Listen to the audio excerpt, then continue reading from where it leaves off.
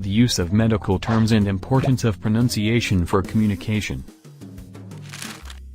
The importance of the use of medical terms can be realized by imagining not using any of the terms in a medical setting. A nurse could try to describe that a patient has an increased number of specific white blood cells in his or her blood, such as monocytes. The doctor could try to think what the nurse is trying to describe and possibly won't identify a trend if the nurse describes the same condition again but use different words to describe what the next patient has.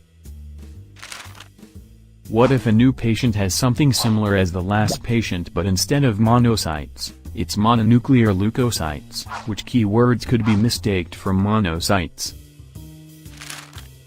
The doctor may think the new patient has the same condition as the last patient, but is not the case. Medical terminology provides medical professionals accurate and simple communication that cuts down time and allows doctors to know what a patient's condition is to match with what treatment to carry out. The nurse could say the first patient has monocytosis while the second patient has mononucleosis, which are completely different conditions.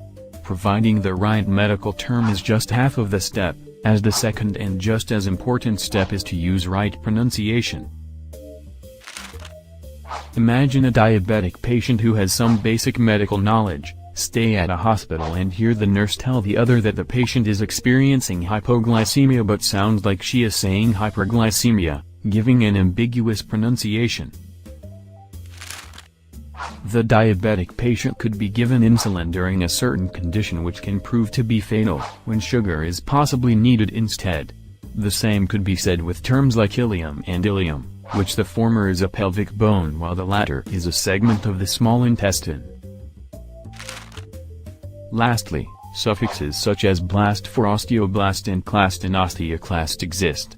Both terms are only different by a letter, but that letter would be critical to note the difference in providing a clue between if a patient could have low or high calcium levels. Medical terms are important to shorten and provide accurate results on communicating what the patient has or experiencing with another medical professional. Correct pronunciation can give an outcome of whether a diabetic needs insulin or a soda, given certain circumstances.